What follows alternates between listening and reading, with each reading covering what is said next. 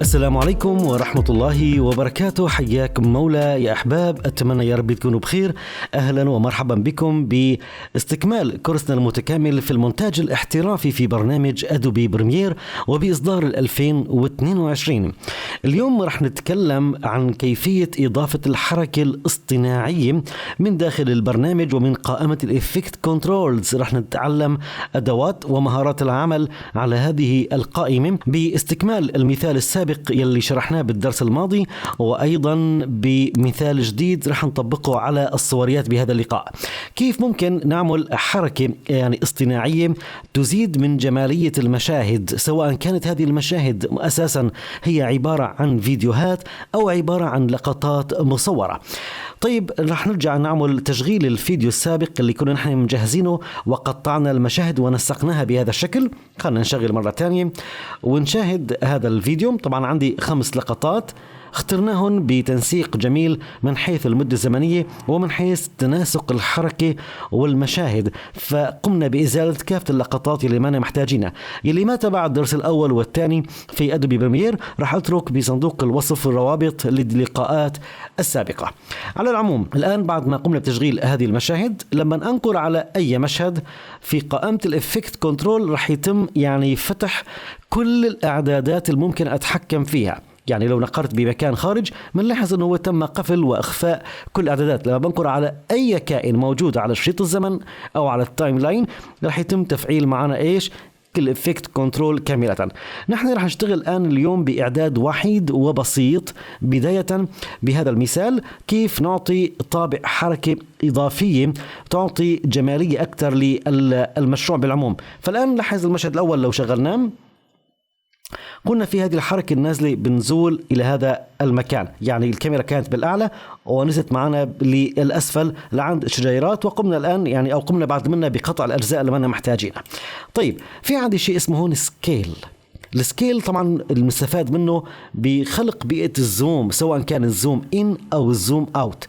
لاحظ الآن التكبير والتصغير، تكبير والتصغير. تمام، هذا سهم برجع لي الأعداد إلى النسبة اللي كان عليها افتراضيا أو ديفولت، راح يرجع لي نسبة 100%. الآن عندي هذا المفتاح، إذا كان نحن نقلنا عليه فلخلق حركة باستخدام السكيل، رح نخلق حركة باستخدام السكيل، بحيث ان نحن رح نعطي اكثر من قيمة للسكيل باكثر من موضع. نحن رح نستخدم الان فقط موضعين، موضع البداية وموضع النهاية. بمعنى رح نفعل الان موضع البداية رح يكون عندي مثلا بنسبة 100%، ورح انقر واسحب واحرك لعند النهاية وبضيف وليكن عندي 120 تكبير بنسبة 120. عندي طبعا هذه المفتاح يلي تم إضافته بهذا المكان، فيني أنقر عليه وأحركه يمين ويسار. تمام، والأفضل يكون عندي الآن بهذا المثال إلى نهاية الفيديو. فالآن احنا لو شغلنا مرة تانية رح نشوف التكبير. تمام، خلنا نشغل، صار في عندي قطع، نشغل مرة تانية بنلاحظ أصبح عندي في تكبير موجود مع حركة الكاميرا، وكأنما الكاميرا هي أساسا عم تعمل حركة الزوم. معلش نحن الآن لو غيرناها مرة تانية واشتغلنا، عفوا خلني أزيل هاي بمفتاح الديليت، وبمفتاح الديليت بضيف المؤشر بهذا المكان. تمام، وبرجع إما بتنقر على أداة إضافة كي فريم أو بتكتب الرقم الجديد ما عندك مشكلة، نضيفها إلى 140، نجعل السكيل إلى 140 مشان تكون الحركة واضحة لكم. مرة تانية بنشغل وبنشوف الزوم والتقريب مع الحركة. نشغل مرة تانية. تمام، هذه تسمى الحركة الاصطناعية. الحركة الاصطناعية نحن رح نتركها رجعها إلى 120. تمام، وبنسحبها إلى آخر المدة الزمنية لعرض الفيديو، ويكون معنا بهذا الشكل بحيث يكون في عندي انسياب، ما يكون في عندي تكبير كتير ملحوظ. طيب نجي على المشهد الثاني. المشهد الثاني بكل اختصار وكل بساطة. هذا المشهد كمان نحاول نعمل كمان يعني عملية زوم له. بما أن هون اشتغلنا على أداة التكبير، رح نشتغل الآن بالتصغير، بمعنى بفعل السكيل، بكتب قيمة وليكن عندك 100 مثلا و20 إلى 120 تمام، وبسحبها للأخير يعني يكون آخرها 120 وتكون بدايتها 100 تمام. فنحن ضفنا بالبداية 100 تمام، وبالنهاية سحبناها عند 120 تمام. هذا كمان رح يكون عندك إيش؟ تكبير، كمان تكبير. لحتى نعمل العكس للزوم بإمكانك ترجع نقطة أو الكيفريم الموجودة اللي بالنهاية إلى البداية والبداية للنهاية تمام. بهذا الشكل بأمر جدا بسيط يعني مش صعب. رح نشغل مرة تانية تمام. رح نشوف الآن الزوم كيف صار معنا بالعكس، والكاميرا بعدت. المشهد اللي بعده رح نعمله كمان زوم يعني إن تقريب تمام. طيب بكل اختصار بجيب يعني بحدد على التايم لاين الفيديو اللي رح أبدأ بالتحريك عليه، وبنفعل هذا المفتاح وبنضيف القيمة وليكن 130 مثلا تمام، وبنسحبها يكون عندي هذا الأخير تمام، وبنرجع بنضيف قيمة 100 بالبداية. خلاص يعني هي الحركة الآن بدأت معك. الآن نحن لو شغلنا رح نشوف التكبير تمام مع حركة الكاميرا الافتراضية. موضوع جميل ومدهش للغاية. هون خلينا نشتغل بالعكس، الموضوع التصغير رح يكون معنا نفس المبدأ، رح يصير معنا بعد ما نحدد يعني الطبقة الخاصة بهذا الفيديو على التايم لاين. بنفعل السكيل بهذا المكان لوضع الحركة، وبنحط 100 تكون عندك اياها بالأخير، والحركة تكون في البداية عندنا اياها 130. طيب بس برجع للبداية وهذه عندي اياها بالنهاية. رح نشغل ونشوف كيف رح يصير معنا الزوم تمام بالتبعيد مثل ما شفنا بالضبط. يعني هي كانت عندك اياها كبيره وبدا صار ايش؟ صار يعني يقلل المسافه شوي شوي، زوم ان وزوم اوت. رح نعمل هون كمان عمليه بالعكس، كمان نعمل زوم ان لقلم. برجع بفعل مره ثانيه حتى تطلع لي خيارات الافكت كنترول الخاصه بهذا العنصر تمام.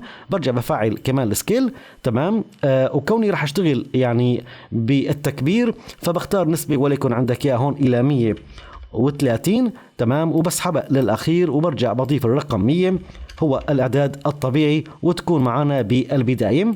فرح نشغل ونشوف كيف صارت معنا الحركة. هذه مع حركة الكاميرا انضافت معنا الزوم، مع حركة الكاميرا انضافت معنا ايش؟ انضافت معنا الزوم. طبعا بإمكانك انك تكبر أكثر من هيك. هذه الحركة اللي هون فينا نعمل لها ديليت ونضيف حركة جديدة، هذه كي فريم، ونضيف إلى 150. خلي الموضوع يكون ملحوظ أكثر لكم تمام بهذا الشكل. لاحظ الآن التكبير إلى 150، يعني مثل في عندي زوم واضح الآن من عدسة الكاميرا.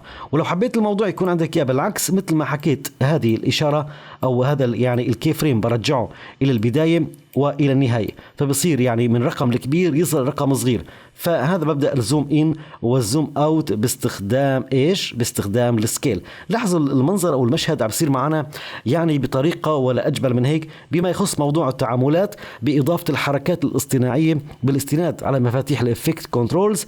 هي أهم موضوع السكيل أصنع الزوم. فرح نجرب الآن على مثال آخر بموضوع الصوريات.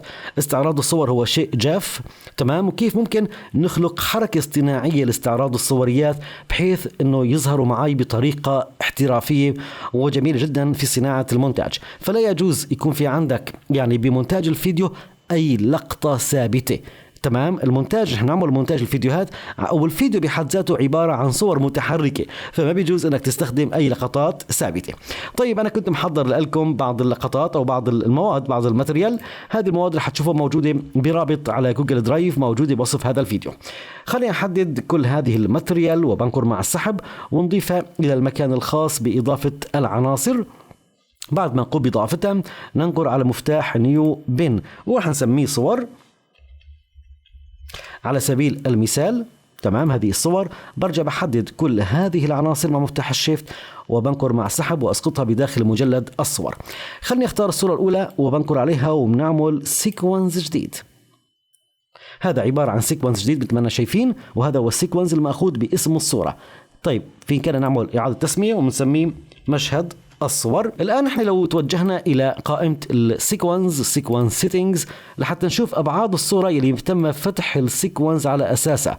كانت تغير الأبعاد إلى 1920 وعندنا هون 1000 1080 هذه 1080 ونعطي اوكي ومن ثم اوكي. طبعا موضوع السكيل مثل ما تكلمت انه هو يعني بيشتغل معي بيساعدني بموضوع الزوم، وايضا راح نتعرف على البوزيشن تمام اللي هي هدول العنصرين خاصات بالموشن تمام لحتى نعمل اعاده تموضع للصور بالعموم. الان نحن خلينا نضيف الصور كاملات. هذه الصورة نحن قمنا باضافتها، نختار الصورة الثانية، هذه الصورة الثانية وعندي الصورة الثالثة تمام والصورة الرابعة. وبإمكانك باختصار أنك تحدد كمان كل الصوريات إذا كان في عندك أكثر يعني من لقطة رح تحب تضيفهم مع بعض، لما تضل تنقر على كل وحدة تسحب الكل مع بعض البعض يتم تموضعهم بهذا الشكل تمام. الآن رح نحدد الكل مع بعض البعض، بنقر باليمين وبجي بختار set to frame size يعني إعادة ضبط بما يتناسب مع أبعاد السيكونس اللي نحن أخذناه، وبعد منها رح نقوم بالتعديل على كل وحدة بوحدها. طيب الآن خليني أختار أول وحدة، هذه أول صورة، بجي إلى السكيل تمام وبنزيدها بهذا الشكل، وممكن إني أنزلها للأسفل شوي تمام بهذا الشكل. بجي على الصورة الثانية بنقر عليها نفس المبدأ، رح نزود سكيل وممكن نحن مثلا نرفع الأعلى شوي مثلا يكون معي مشهد بهذا الشكل. نعمل إعادة تموضع للصوريات. هذه الصورة أساسا هي طولية تمام، ففينا نحن نكبرها تمام ونرفعها للأعلى بهذا الشكل. وعندي هذه الصورة أعتقد هي دقتها بالاتش دي ممتاز تمام. عندي هذه الصورة تمام بهذا الشكل، وعندي هذه الصورة كمان بشتغل بالسكيل ورح ننزل الأسفل شوي مشان يكون كلها ظاهرة عنا ككادر كامل. بهذا الشكل أنا بتعامل مع الصوريات وبعمل إعادة تحجيم لألون. طيب الآن نحن لو شغلنا رح نشوف إنه في عندي مدة زمنية موجودة للصورة افتراضية اللي هي بمقدار 4 أو 5 ثانية. 5 ثانية لعرض الصورة ربما يكون كتير، فخلني أستخدم السين تمام وبعمل تقطيع للصوريات بهذا الشكل.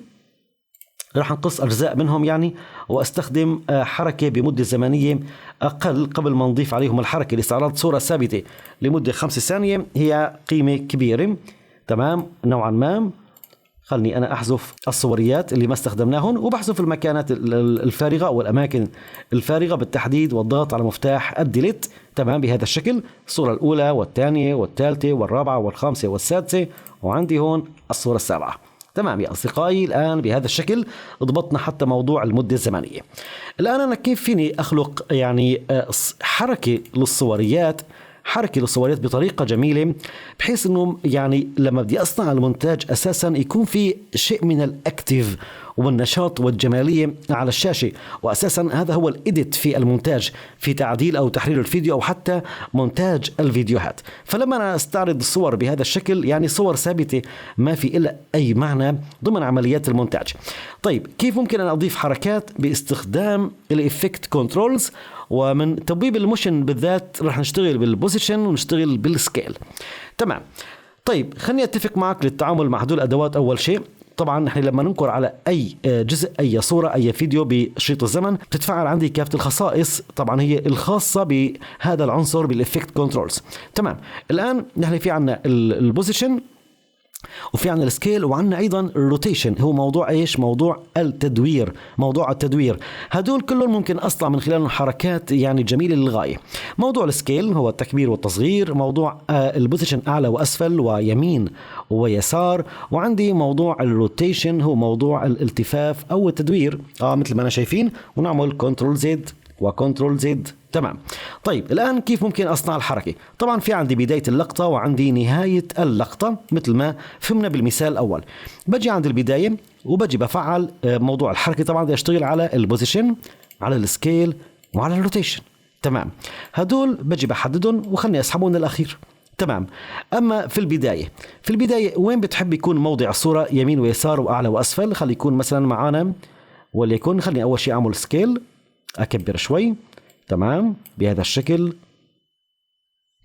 وليكن معنا بهذا الشكل، وبنعمل شوية استدارة بالروتيشن يعني نعمل استدارة وليكن بهذا الشكل. بإمكانك يعني ننقر على هذا الجانب على هذا المكان تطلع لي المقابض اللي ممكن أنا أنقر وأسحب تمام عشان أضبط الموضع وما يكون في عندي أي فراغات على الصورة ظاهرة معي، أي قطع أي مساحات سوداء تمام. بإمكانك تشتغل حتى بالسكيل أو بالبوزيشن بالروتيشن بأي مكان. فالآن احنا لو شغلنا لاحظوا الآن هذه الحركة ما أجملها. بنعيد مرة تانية تمام، الحركة الكاملة اللي صارت معنا ما بين البوزيشن والسكيل والروتيشن. طيب نرجع على الصورة الثانية، خلينا نحاول نعملها تحريك بطريقة ثانية. هذه الصورة الثانية، والآن خلينا نفعل الآن البوزيشن والسكيل والروتيشن. تمام، الآن على سبيل المثال خلني أعمل زوم، يعني من خلال السكيل بنغير المكان وبنعمل روتيشن بالعكس، وليكون معي مثلا مش بيكون بطريقة حادة كتير بهذا الشكل. تمام. طيب وعند النهاية تمام بإمكاني أرجع إعادة ضبط. تمام، إعادة ضبط مرة تانية هذا الشكل الافتراضي اللي كانت عليه الصورة. تمام، بهذا الشكل. فلو نحن شغلنا الآن راح يكون معانا بهذا الشكل جمالية لقطات الصور. نشغل من أول وجديد الصورة الأولى ومن ثم الصورة الثانية. تمام. طيب نجي الآن على الصورة الثالثة. تمام، خلينا نعمل حركة أهدى شوي، نعمل يكون فيها سوفت يعني. تمام. طيب خلني أرجع أفعل البوزيشن والسكيل والروتيشن مرة تانية. بحدد النقاط كلهم بسحبهم للنهاية، لأن أنا محتاج يكون نهاية الصورة بهذا الوضع. أما البداية على سبيل المثال خلي يكون معاي حركة، يعني خلينا نوسع كمان شوي. تمام، والحركة تكون عندك إياها بهذا الشكل. تمام، يعني بس اللي ظهرت عندي حواف اللون أسود. ماني محتاج أعمل مثلا الروتيت أو الروتيشن أو استدارة.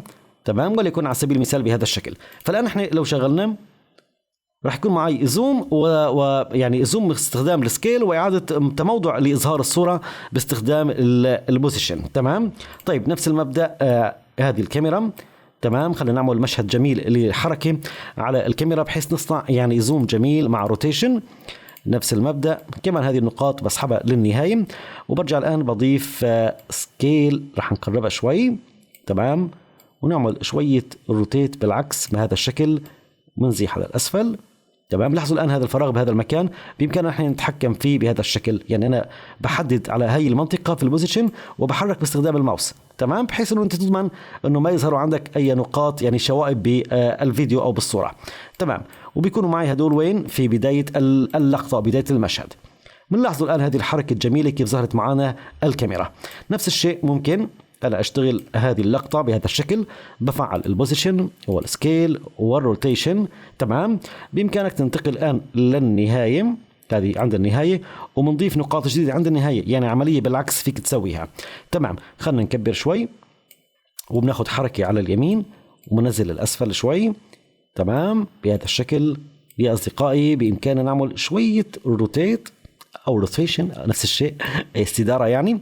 تمام، وهدول بسحبهم للأخير لآخر المشهد. خلنا نشغل ونشوف كيف صارت معنا الزوم بهذا الشكل. طيب اللقطة ما قبل الأخيرة أو الصورة ما قبل الأخيرة كمان برجع بنقر عليها مرة تانية، وبرجع بفعل البوزيشن والسكيل والروتيشن. نفس المبدأ، خلني أعمل كمان عملية عكسية يكون هدول عندي بالنهاية. تمام، وأما في بداية التأثير كيف يظهر معنا، نعمل سكيل تكبير، بننزل الصورة، بنحاول نطلع يعني الصورة كلها بنفس الكادر. وإذا حبيت تعمل استدارة بسيطة تعطي جمالية جدا رائعة. فالآن احنا لو شغلنا راح يكون معنا بهذا الشكل ممتاز. الآن خلينا نعمل للمشهد الأخير. تمام، نفس المبدأ، بنفعل البوزيشن والسكيل والروتيشن. خلي المشهد يكون معك في البداية بهذا الشكل، ما في مشكلة.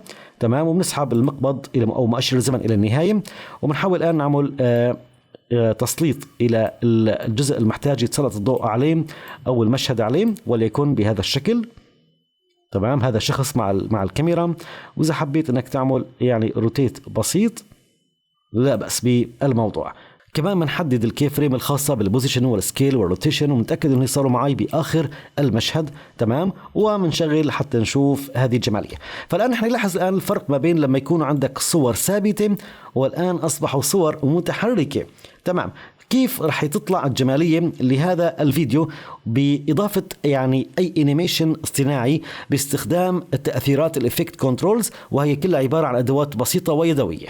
تمام، هذه المشهد الأول أو اللقطة الأولى، ومن ثم اللقطة الثانية، وتليها اللقطة الثالثة، ومن ثم اللقطة الرابعة.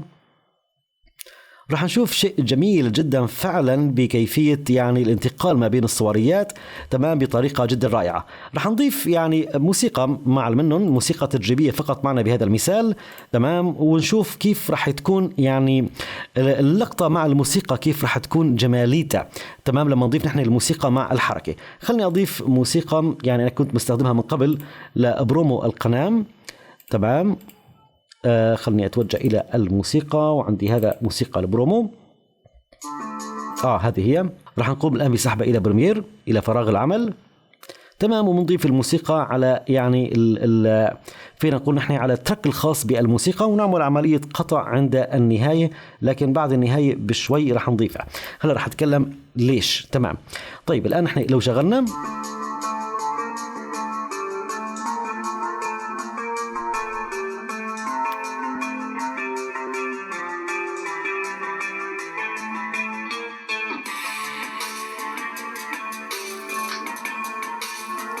ممتاز جدا. راح يكون في معنا لقاء خاص إن شاء الله تعالى بكيفية ضبط الانتقالات ما بين الفيديوهات أو الصوريات بما يتناسب مع النغمة الموسيقية أو الموجة الموسيقية أو الموسيقى إن صح التعبير، تمام.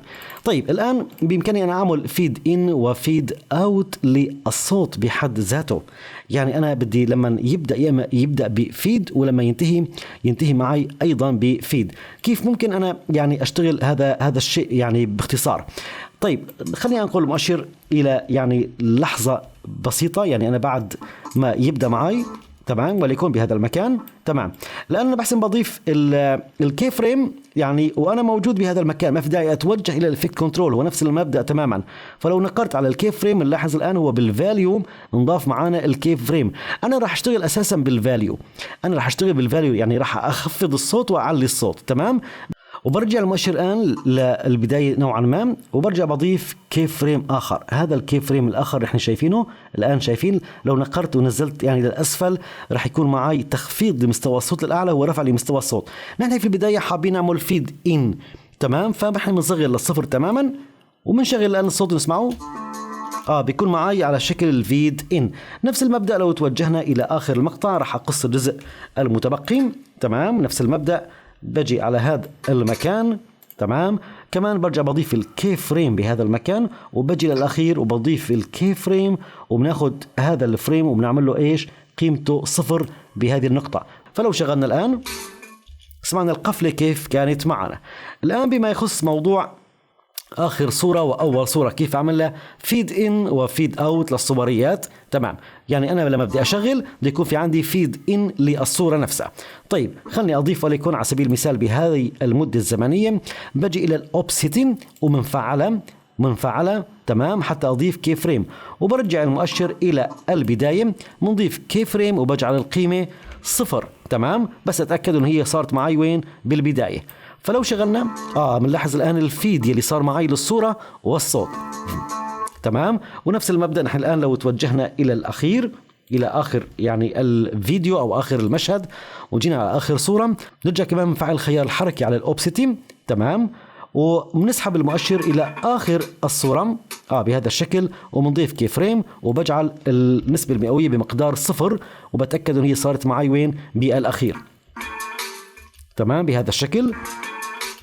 يعني موضوع قفلة الفيديو بهذا الشكل. فالآن نحن لو شغلنا الآن بشكل كامل، تمام، فيك تشوف يعني الجمالية يعني كيفية مونتاج فيديوهات بسيطة باستخدام صوريات فقط لا غير، وإضافة لمسات باستخدام الإفكت كنترولز. أضفنا بعض الطابع الجميل للحركة وأضفنا عليها أيضا الصوت.